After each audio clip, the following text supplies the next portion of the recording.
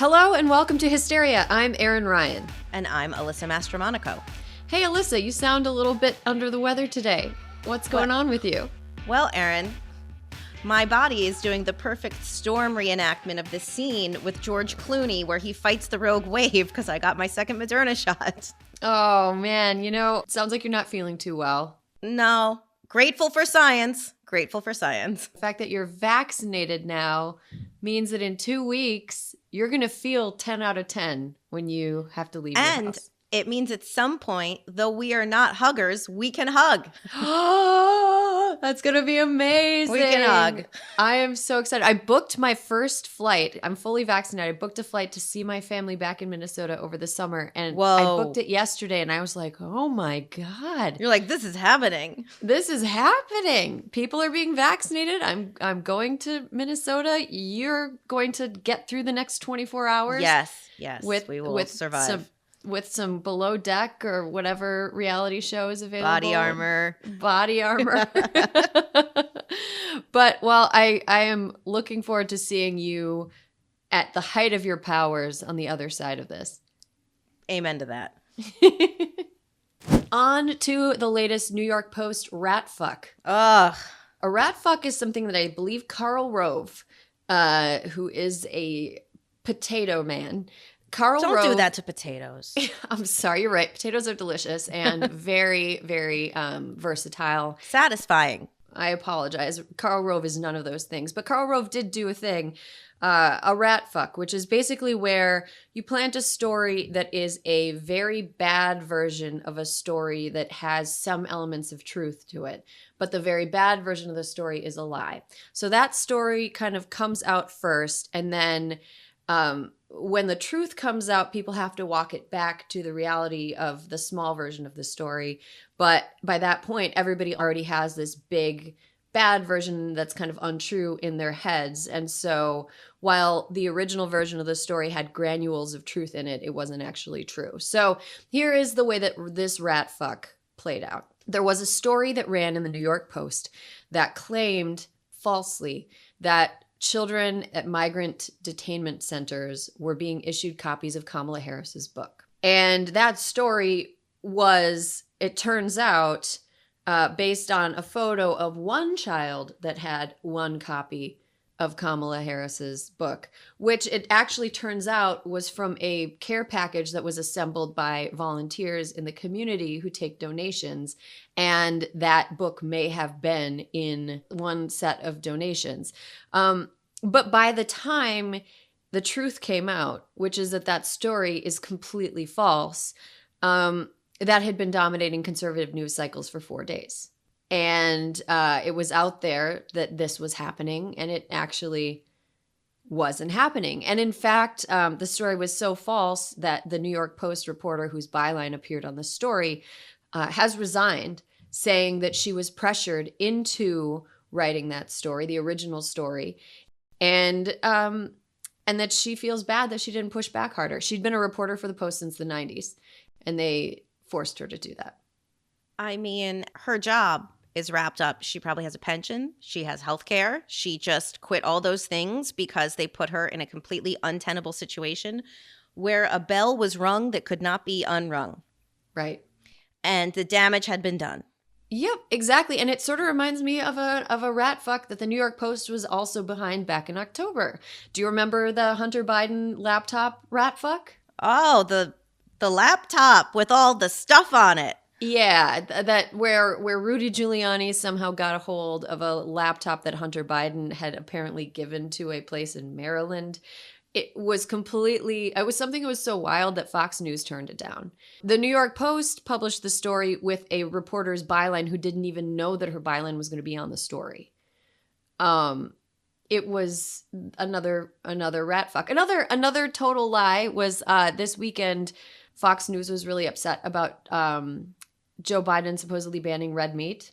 No. Oh God, I know. That was so confusing. I was off Twitter a couple hours and I'm like, what's everyone talking about? Not true. And somebody was complaining about plant-based beer becoming a thing. That was hilarious. It took me a minute to be like, wait, beer is plant-based. It's like, no. Wait, what are you maniacs drinking meat-based beer? That's just blood, guys. That's But to the point, when I heard the story at first, I was like, that's going to give me a stomach ache. And then I was like, wait a minute, all beer gives me a stomach ache and it's all plant-based. Oh my God, what is this story?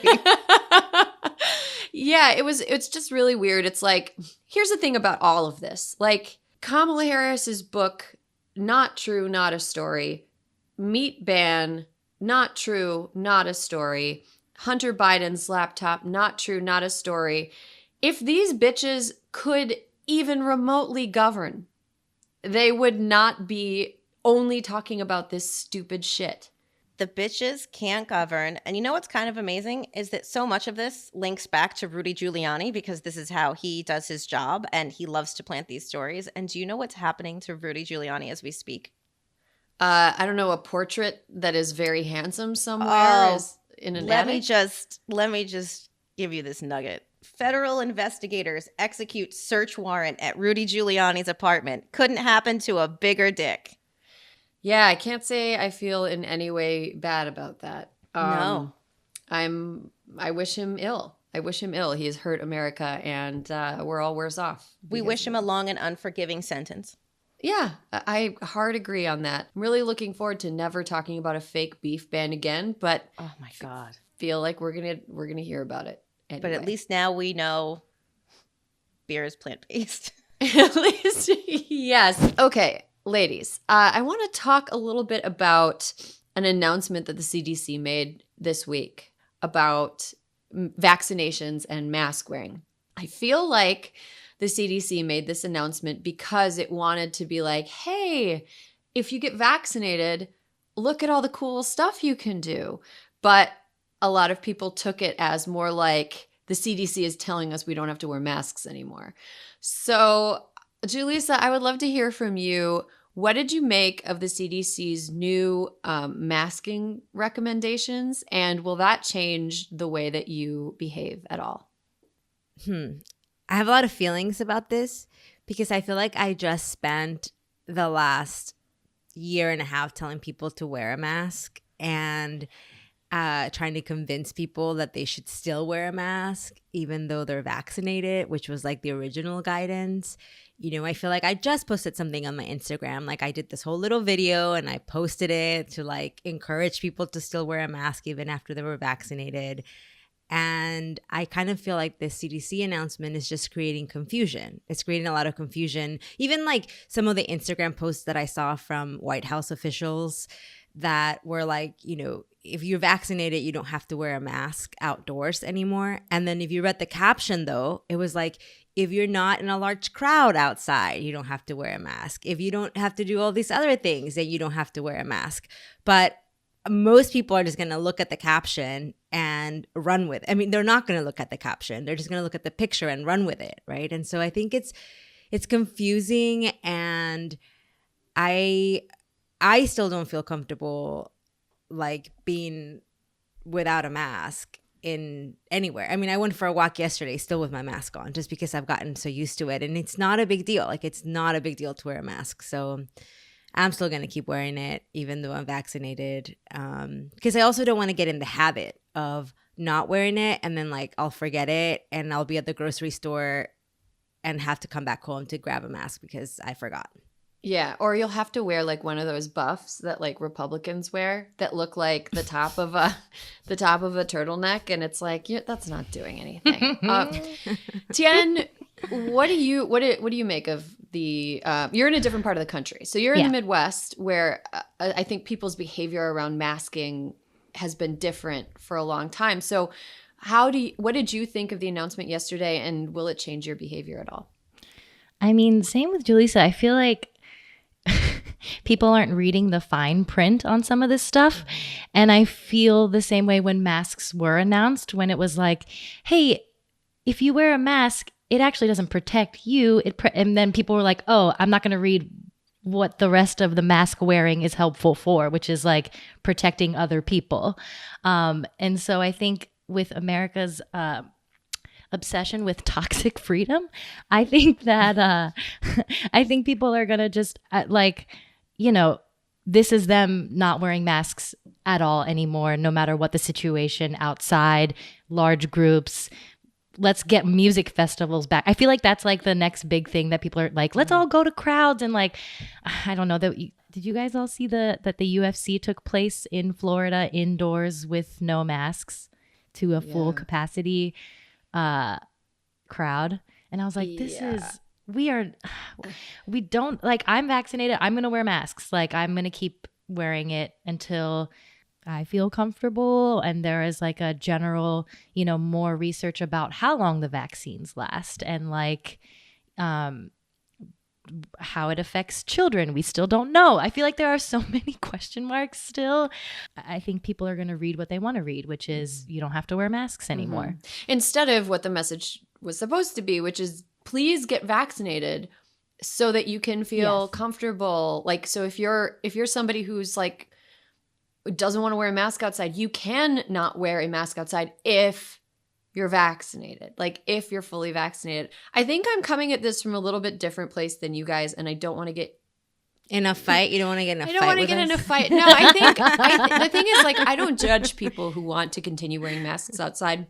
I think there are reasons that are perfectly reasonable, like people who have really bad allergies, for example. I've heard that wearing a mask outside can actually be great for you during pollen season because you get less of them up in your, mucus surfaces.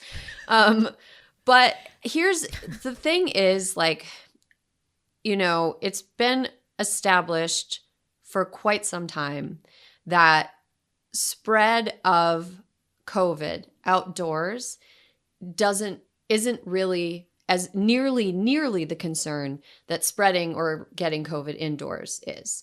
So, like, there hasn't been a single super spreader event that took place exclusively outdoors. The Rose Garden event where everybody got sick at Amy Coney Barrett's announcement, that had an indoor component to it. There was like a big indoor cocktail party where people were not masked and yelling at each other's faces. Donald Trump's rally where Herman Cain got COVID and later died, that was indoors. I think the Florida thing, the MMA thing that we're talking about, that was indoors. Like, I think outdoors, not wearing a mask I'm glad that it's finally becoming talked about as something that can be acceptable. Now, I also think that another important component of this is, like, people have really been traumatized by the last year. It's really scary, even if you haven't been personally affected by having a member of your family get COVID or getting COVID yourself. Just seeing all of it has been really horrible. And I think that it's really important moving forward, even if you're vaccinated and you personally are comfortable not wearing a mask. This really has to be the summer of respecting people's personal space. I think especially like if you're outdoors, I think like don't get close to people, even though the chances of spreading the disease are very, very low outdoors. Like, could we just try to be chill to each other and like let people move into the next phase as they see fit? I also think, like, I don't know, Julissa, do you think that people, I mean, you live in LA where I live.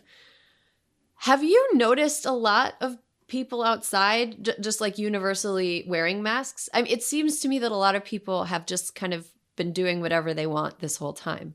Yeah, I mean, I do think people have been doing whatever they want the whole time. So I used to live in a much more foot traffic neighborhood before I moved into this house, and I did see that a lot of people there were still wearing masks outdoors. Like I went to the Grove a few weeks ago, and it's like a shopping center, like an outdoor shopping center, and everybody was still wearing a mask outdoors. But maybe it's because it's a public space versus like even in the middle of the pandemic where everything was shut down and trails were just starting to open, and I'd go on hikes and a lot of people were not wearing masks, and it would really bother me that they weren't wearing masks, even though we are outdoors. But I just felt like, because it was still like the middle of the pandemic, and I think a lot of this research about the disease not being spread outdoors as much as it was being spread indoors wasn't really out there. So I think people were just not wearing a mask just because they didn't feel like it, not because there was some sort of research or scientific reason for them not to wear a mask. Which is why I think for me, I would just rather continue to wear continue to wear a mask because to me, it's not a big deal, right? But I don't have like asthma, breathing through a mask is like not hard for me. So, so I also sort of respect people's relationship with the mask and what they're comfortable with, as long as we're all conscious of how our actions might affect others. Yeah, I saw an article yesterday basically about how a lot of the reaction to this like new mask guidance was people being like, I'm tired of getting yelled at for the thing that I'm doing.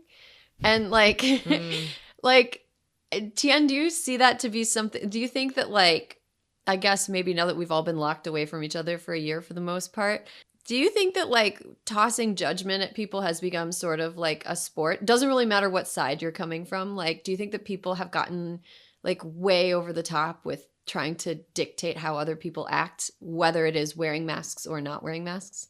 I don't think the mask wearing or not wearing mask thing is a new thing of like trying to dictate what people are doing. I think that's just like ingrained in our culture of just like judging people. I'm even just thinking of like, my brain always immediately goes to just like how judgmental we are of gender and gender presentation. Like, I think it's just like another thing that we're adding to being judgmental.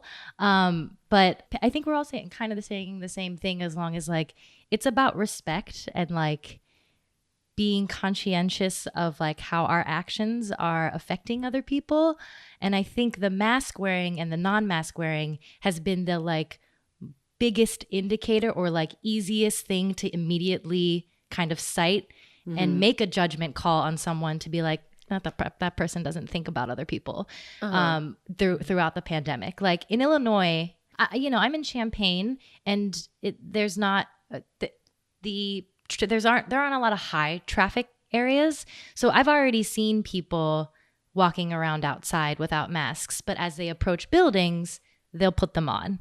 And I think that's something that I'll keep doing, because I do think that, yes, people are getting vaccinated, but also there's research that says that like the distribution is still slow. People are still hesitant to get it. People are missing their second vaccine doses. So I think there's still room to keep caring about other people and just showing some sense of like acknowledging that your actions have an effect on strangers because of this pandemic. Mm-hmm. Oh, yeah. I'm 100% going to wear a mask. I hope that mask wearing continues forever in airplanes. I like cannot believe how gross it is to be in an airplane with other people's mouths.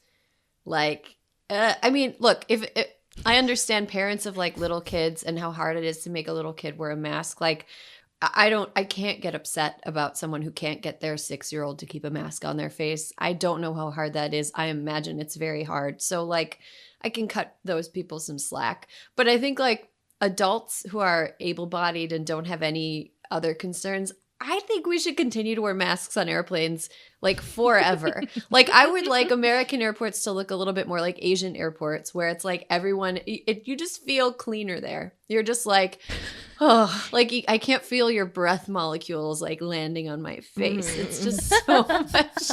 I want to keep wearing a mask only because I don't want to have to ever worry about my mustache ever again. Like, just put on a mask.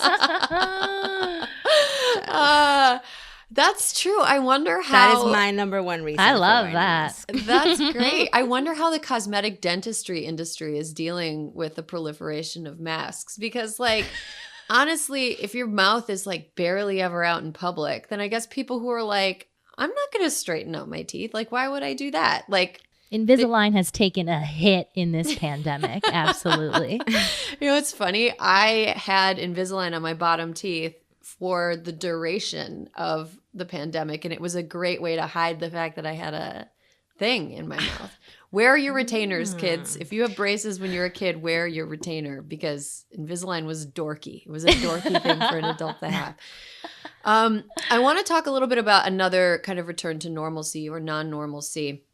A lot of people have been working remotely for the last year, and over the past few weeks, there has been a kind of increased number of conversations about people returning to work in person in offices. it has become on TikTok, for example, there are a lot of people who are posting things about how little they want to go back to work. But at the same time, people who are working from home, in a lot of cases, are shouldered unfairly with responsibilities of taking care of the home. For example, in heterosexual couples, women who are working from home are often complaining that their husbands are acting as though because they're at home, that also means they're available to take care of the children at all times.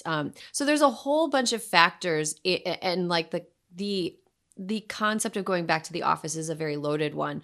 Julissa, I wonder how you feel about whether or not work should return to the office, and if not, is there some sort of hybrid model you think would benefit people? I think that companies are learning that people can still do their work from home, and in many cases continue to do it as efficiently, if not more so, working from home.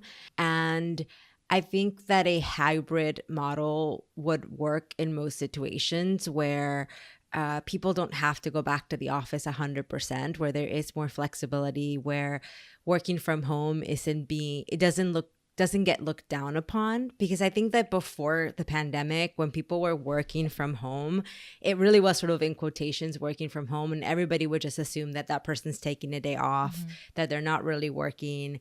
Where I think now, because we've all had to work from home, we realize that when we're working from home, we're actually working from home.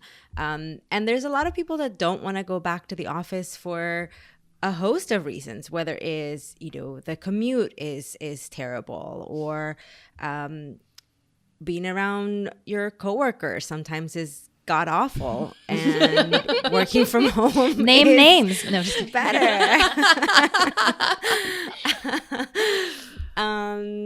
Yes, I think that people who I hope that companies, that employers are more flexible so that they can accommodate their employees' lives. And employees want to stay at home, they can stay at home. If they want to go back to the office, they should be able to go back to the office. But this idea that you have to be in an office next to your coworkers, sharing a bathroom, is like not necessary anymore.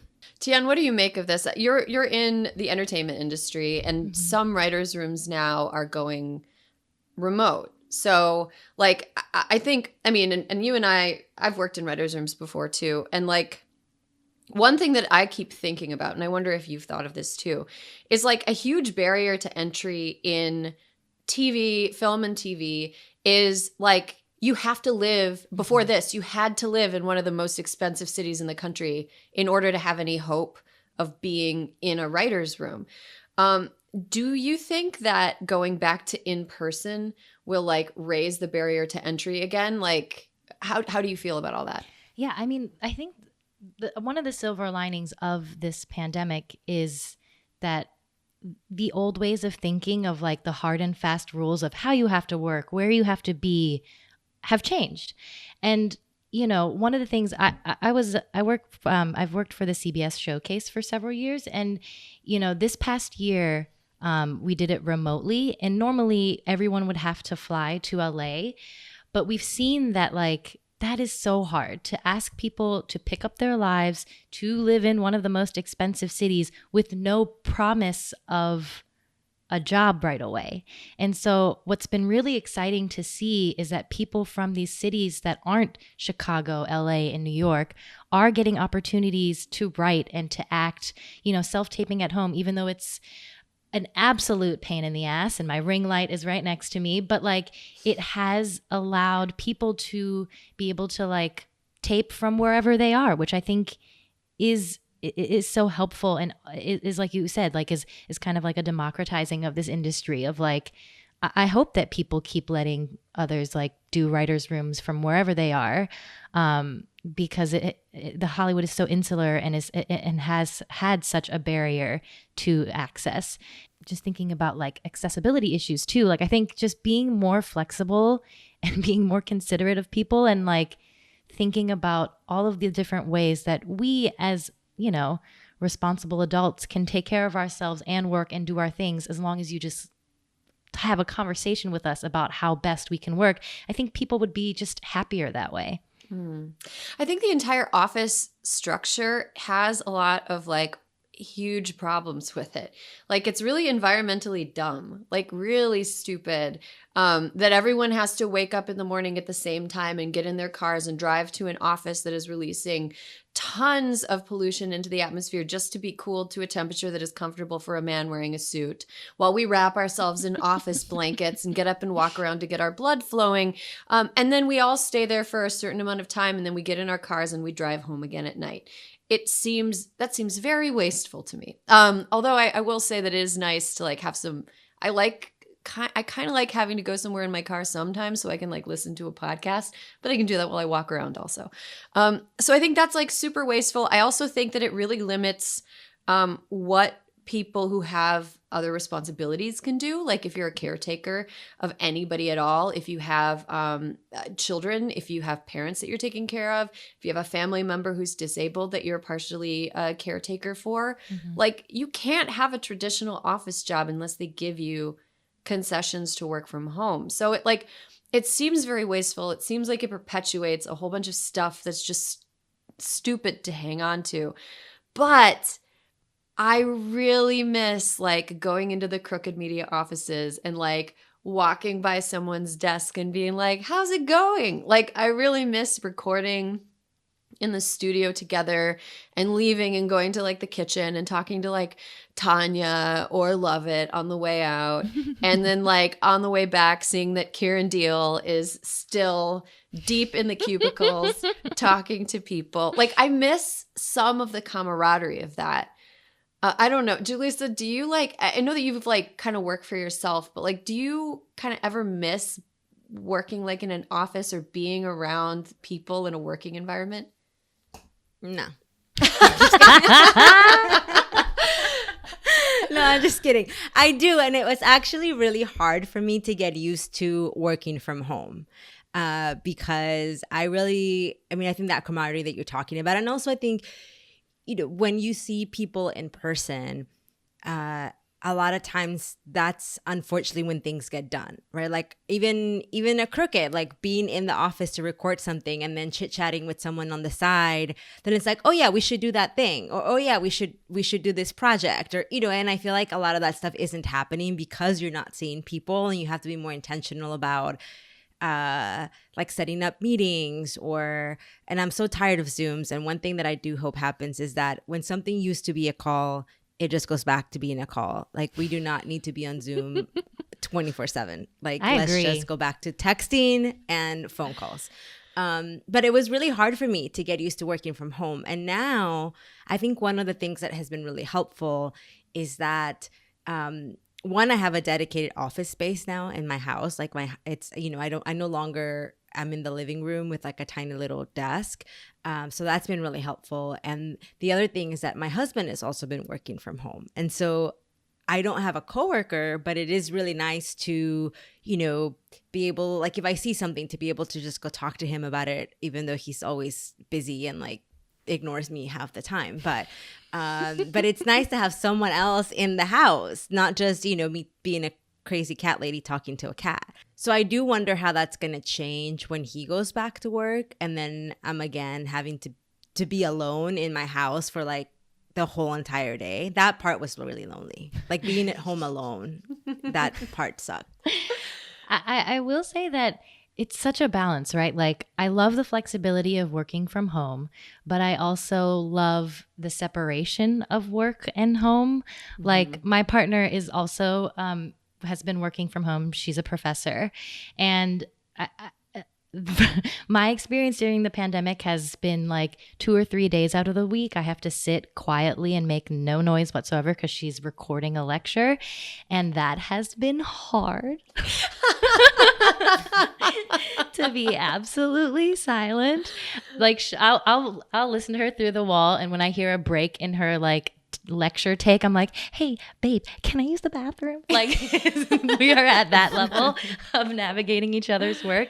So I think parts of it, like psychologically, I know for me sometimes I do need that other space, just to be able to like be like, okay, I'm going to work now, instead of like, I have to work from my dining room table, which is still my home, and it's so easy for me to like go over, turn the TV on and watch soccer. But like, I think just a balance of being able to like, when you work from home, you have that option. And if you have the ability to get into an office, that would be nice too. Just like, I would love for all the conversations to be available for people to like find the thing that works for them, because it is, like you said, Erin, kind of wild that we've expected everyone to follow these exact rules of like, wake up at 8, get there at like by 9 and work. Like, we all have learned that everyone works and learns differently. So why doesn't our work reflect that? And I hope that after this, it starts to become more that like, you can kind of tailor the way you work so that you are your best. I do really miss coffee shops. Oh, yeah. I do really miss working from coffee shops. Libraries. I libraries. love coffee shop working. I miss Love library working. Public libraries. There are some gorgeous public libraries in every city where I've lived, and like I don't think get their due. Like LA has a beautiful library downtown. Like New York has beautiful libraries. Chicago has incredible libraries. Champaign is a dope library. Oh yeah, any university town probably has a dope library. But there's a lot of little towns that have libraries that are just like lovingly cared for by these like amazing librarians. Also, as human beings, tend to be amazing. The like number of librarians that are awesome compared to the total number of librarians is high. Like they're a great group. I feel the same way about like middle school teachers. Like they're a special type of person if you can handle teaching middle school. You know, I think I've worked at home since I started writing. So like my first writing job, I worked from Chicago for a company that was in New York. And it can drive you a little bit nuts to just be home all the time, because it feels a little bit like mentally wearing the same outfit for days and days. And you feel like you want to like change out of it. You want to take a shower. You want to go somewhere else.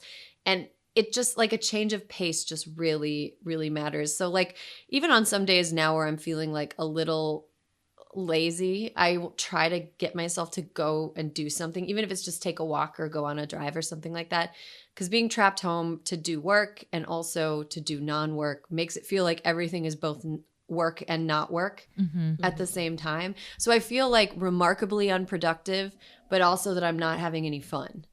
And like, you know what I mean? Like if I'm trying to relax, I'm like, I should be doing this work. I didn't get enough work done today. And if I'm doing work, I'm like, I think I'm going to relax and read this Reddit forum about crazy parents. You know, like I think that the separation really helps like get shit done. Yeah, because I think the one other thing of work from home that can be a bit problematic is just like, now I think some people think that you are available at all times because you're home and you've been working, and you know, like they know that you're available.